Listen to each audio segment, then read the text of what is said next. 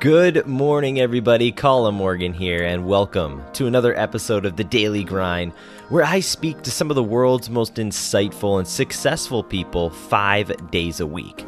The goal of the show is simple: to show you how these people think, act, and the steps they took to get where they are, to hopefully inspire some of you listening to follow in their footsteps. This show is for people who want to learn, who want to grow and develop, and who are willing to lay it on the line and grind for what they want. Welcome, everyone, to The Daily Grind.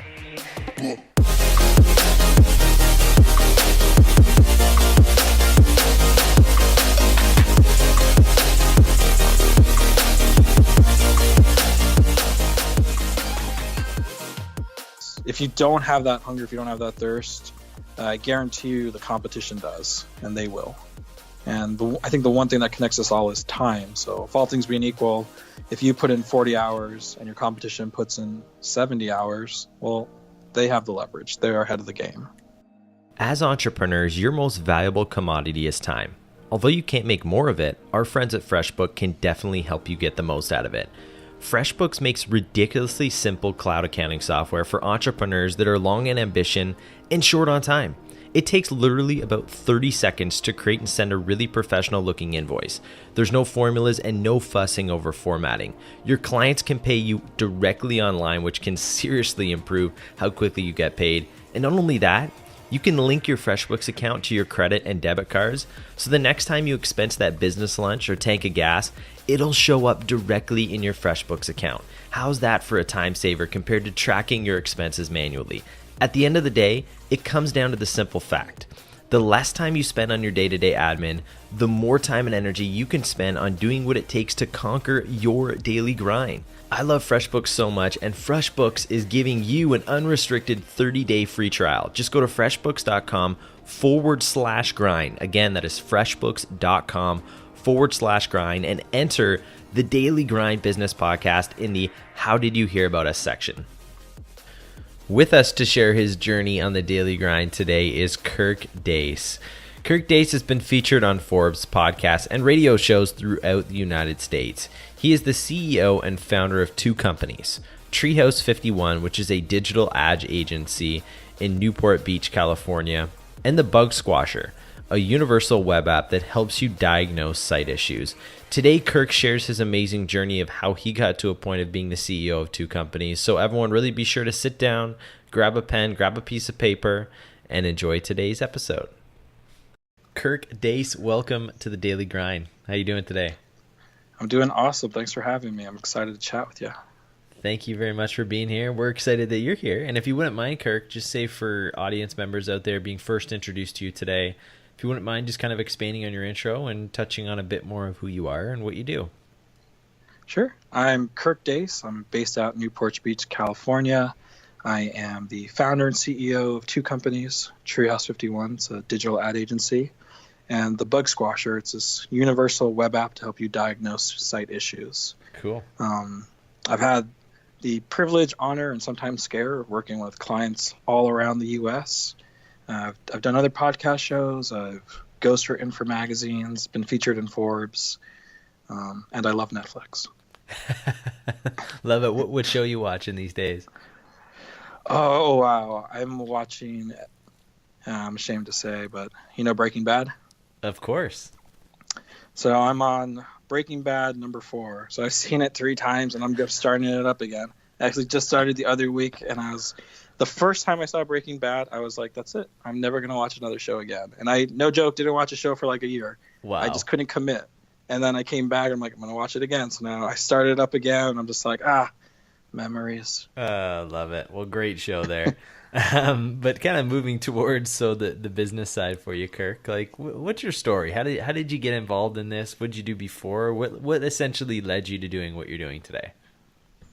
Yeah, so my background actually started, I went to school for screenwriting. Okay. So I wanted to tell stories. I wanted to write TV shows, feature films.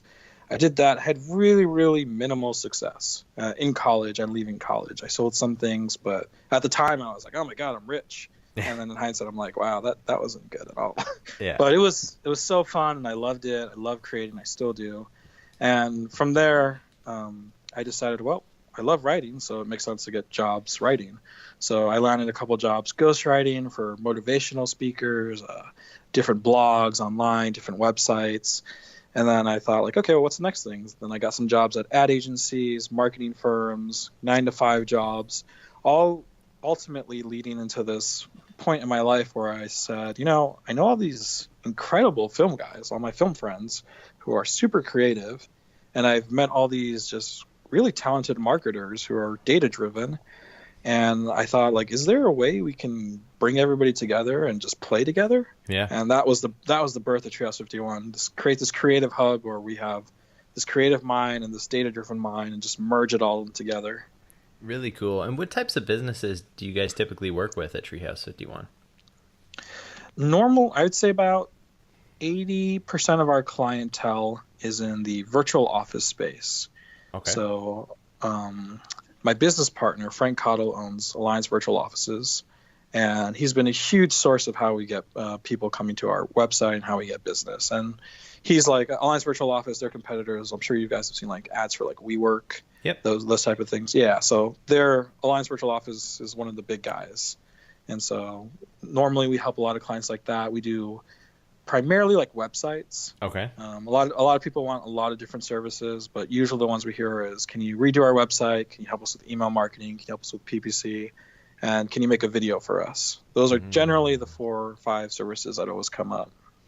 Interesting. So like you start out in this field, right? I'm like, did you just launch Treehouse 51 with all these different partners, or did it start small? It started super small. It was so humbling. I remember when I was working a 9-to-5 job, like everything's taken care of for you. Yep. I mean, you have dental, and it's just like, wow, this is nice. And then you leave and you start your own business, and you're like, wow, I really just want to go to the dentist. How much is that going to cost? And it's just Totally. there's so many things of like, how do you know what you don't know? So Treehouse 51 definitely it was a humbling experience. There were so many things. I've never had a business before. I didn't really know people in that world who were owners of businesses. So there was so much I had to learn and so much I had to do for myself. So I'd say like the first few months was just, I thought like, okay, let's build content. They say if you build it, they will come. Yep. I built it and they did not come. Sorry. So I created like a ton of blogs because I always loved writing. And I was like, I'm going to blog 3 times a day. Wow. And just put it out there. And I was doing that. And then I was like, okay, well, where are the clients? And so I was like, that's not working. So what did work was I reached out to my friends on Facebook and former bosses, and I said, hey, I'm doing this. Here's our website. And at that point, I had so many blogs on the website. And I'm like, here's some content. Here are the services we're offering. And from there, we got referrals. And through a client is how I met my current business partner. We were shooting a video for our client, testimonial videos. And then I met Frank, that's my business partner's name, and we just hit it off. And he was saying how they were looking for an outside marketing firm to help them with their projects. And I was like, I'm looking for work. Let's make it happen. Yeah. What do you think your biggest struggle was in those early days of launching this business? It was, it was how do you know what you don't know? So there was definitely a lot of experiences like that where it's like, oh, I didn't know you had to do that. A good example is one of our early clients that we had. We did a bunch of work for, gave him the work, and he disappeared and never paid us. And I never expected that to happen. And that's just being a rookie. That's just being naive. So that, and then just other stuff like another struggle. Number one thing people are want is I need business. I need work. Where do you go for that? So everybody's going to say, do Facebook, do blogs, do PPC. What worked for me was networking with my inner core, talking to my Facebook friends, my immediate friends, and saying, this is what I'm doing. Do you know anybody who'd be interested? If you could give me a referral, I'll give you XYZ in return. So that referrals were a really great way when I first started. You don't want your whole business to run in referrals because that's not really like marketing. Yeah. But when you're starting out, you need people. Hopefully, you have relationships to give you that break and make those introductions. Yeah, absolutely. And like you transition from, like you had said, more of a steady job. You had dental, now you're off on your own. What are some behaviors what are some winning behaviors that you had to start incorporating into your life at that time? And what were some losing ones that you noticed when you started out as an entrepreneur? I think some winning ones were, I remember with 9 to 5 job, when it was 5 p.m. Friday, that's it, I'm done by. And I might be on my mind in the weekend, but I'm not going to work on the weekend. Mm-hmm. And with Treehouse 51 and with the Bug Squasher, there is no 9 to 5 when you own your business. This is your baby. This is your passion, your life. Yeah. There is no, the clock stops, I'm done. You're on all the time. You're always doing stuff. And if you don't have that hunger, if you don't have that thirst, I guarantee you the competition does, and they will. And I think the one thing that connects us all is time. So if all things being equal, if you put in 40 hours and your competition puts in 70 hours, well, they have the leverage. They are ahead of the game. So it's a lot to do with hard work, but it's also smart work, right? Yeah, I think work ethic, get into a pattern, it's on you now. You got to do these things and have those victories. They don't have to be huge. They can be micro wins. Today, I sent out 5 emails, and these 5 emails are for whatever cause you're trying to do for yourself. That's a win, but do something every day. I think a lot of times, from the outside perspective, it's really easy to get blown away by like, oh, you're the founder and CEO of a business. You must be a billionaire, and you must be on the beach and must be kicking back. That is not true at all for, Totally. I'd say, the majority of business owners. You're out there, you're hustling, you're doing work all the time, every day, and you have to do that. You're there grinding with your team. Yeah. Do you find too that, if you have that intention of when you start being an entrepreneur that you're going to be the one on the beach sipping a pina colada, not doing any work, like you're setting yourself up for failure at that point? I know when I started, and I still feel the same way. I never thought that. I never thought like, okay, we're going to have like 5-day weekends. Yeah. I never thought that, but I did think that we'd be the greatest. I did think that people would see our stuff and they'd get such a positive emotional response that they'd be like, this is awesome. Yeah. And I still feel like that. And I always tell people when they're like shopping around for ad agencies or even developers or anything, nothing we do is a mystery. Nothing we do is magic.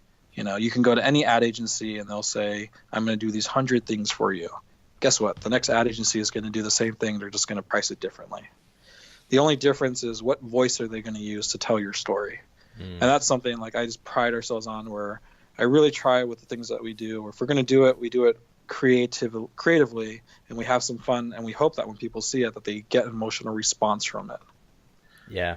It's interesting because I was sort of the opposite. Like I wanted the 5-day weekend right at the beginning, but I look back at it and I really didn't love what I was doing. And that's the reason why my intentions, I think intentionality and setting solid intentions at the beginning is so important, because my intentions were, let's make money and let's not do anything, right? Which is a lot of people's intention.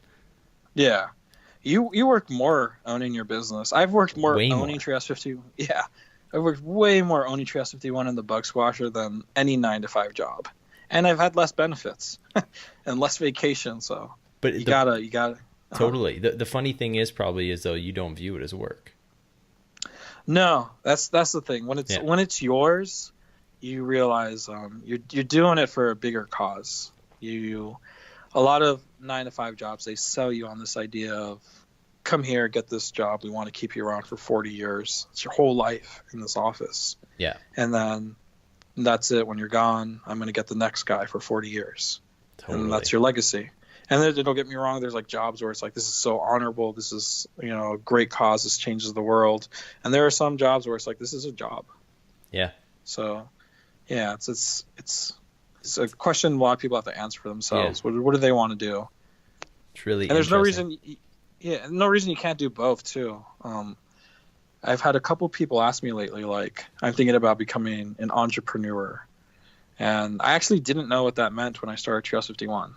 I was just like, I just want to get people together and I just want to do something really good. Yeah. And I don't want to be homeless and I want to have something to eat.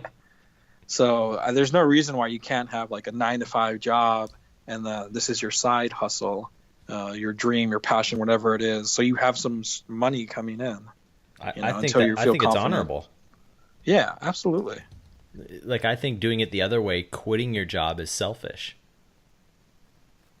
It could be. Yeah. Yeah. Yeah. Yeah, it's interesting.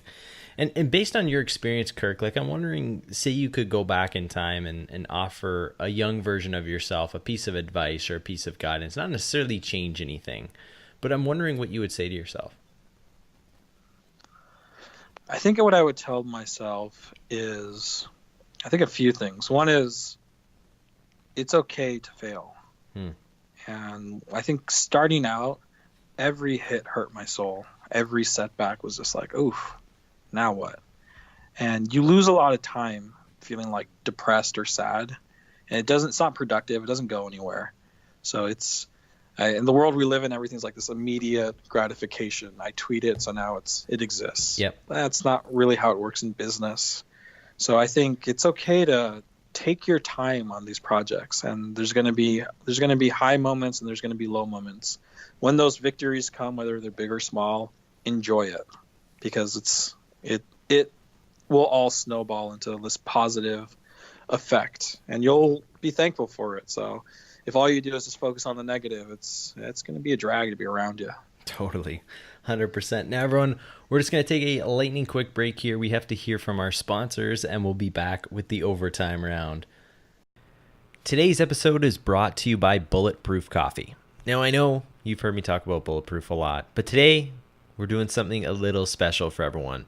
Whether you've tried it or haven't, I'm going to be giving you a free pack of Bulletproof Coffee. Yes, you heard that right, 100% free.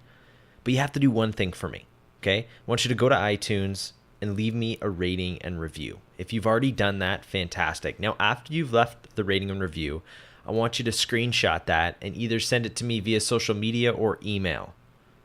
When I've seen that, I will reach out and send you a free pack of Bulletproof Coffee. Yes, again, 100% free. So go ahead, leave me a rating, review, screenshot it, and send it to me.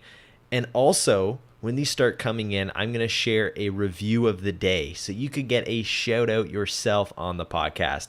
So everyone, take advantage of this free offer. Leave me a rating, review, get your free Bulletproof Coffee today, and possibly a shout out. Kirk, we are back. All set for overtime? Let's do it. Love it. Kirk, what motivates you to keep grinding? Like, what gets you out of bed every day and just fires you up to do what you do? Since the beginning, I've been on this quest to do something just crazy creative that just woes people. A great example, can I talk a little bit about the rap video that we made for the Bug Squasher? Absolutely. So with the Bug Squasher, we launched this web app, and then we thought, like, well, how are we going to market it? And I thought, like, I want to do something different from what I did with the Bug Squad or with Trieste 51, and different from what we do with our clients. And I didn't know what that was going to be. Next to where I live, there's a Target, and my wife and I always drive by it. And there's this kid there, and he's always selling rap CDs. And I probably saw this kid for like a good month, and then I stopped, and I was like, oh my God, I'm gonna make a rap video. And my wife's like, what are you talking about? I'm like, I need to make a rap video. The universe is telling me. And she's like, you're crazy. I'm like, that's not the point. I'm making the rap video. And then we talked to like all these rappers. I told the guys, they were like, you're nuts. I'm like, we're still making the rap video. And so we made this rap video. We hired a rapper. We didn't hire that guy. We hired a rapper. Okay. We made a rap video. We put it on YouTube. The whole intent of it was to increase brand awareness for the Bug Squasher and have a good time. Yeah. So we accomplished it. Within 2 weeks, it got over 20,000 views on YouTube. Wow, that's crazy. And do you know can you mention the rapper's name? Oh, what is it? His name is, I think I'm going to butcher it. Nekrog. Nekrog.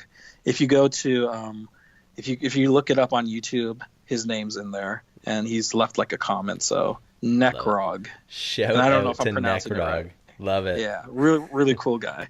Awesome. Well, what I'll do is I'll find that video for everyone, and I'll share it in the link in the description of this podcast to make it easy for people to find. Cool. Love it. Now, Kirk, what's something you do every day? Either morning, afternoon, night, like a ritual, routine, habit, something you do that you would say attributes to where you are and your ability to get things done. I think I give myself, every day I play guitar. Okay. And it doesn't have to do so much with work, but it has to do with the creative process. I think it's really easy. I've seen it from working a 9-to-5 job and having people work under me and working myself, that you get really lost in the grind of everything and you forget like to give time for yourself almost. Yep. So every day I always play music, I always listen to music. It's a huge part of my process, and it really just kind of clears my head and lets me come in with a fresh perspective. Like, okay, new day, we're going to do this new part. We're going to reset and be creative when we do it. I love that. Something to sort of unplug, but still tap into that creative side that you're looking for. Yeah. Yeah. Love that. Now, if you wouldn't mind, Chris, or Kirk, sorry. I don't know why I'm calling you Chris today, man. Kirk, if you don't mind sharing a book with the audience today, either something that you're reading or something that you read that you feel like could help them. Right. One of my favorite books is by Stephen King, and he wrote this book about writing. Okay. And how to be a writer, and he uses like anecdotes from his personal life. And the reason I love it is I've seen like business books and entrepreneur books and startup books, but they just weren't like the right fit for me because I have that writer background. Yeah. And a big part of what we do is we tell stories, and we try to tell stories on everything we do, from like sharing reports. We try to let the data share a story to making videos. We're telling stories. So I think that was a great book. That guy's, and he's a really good writer. I mean, he's made a lot of money. He's got a lot of books out there.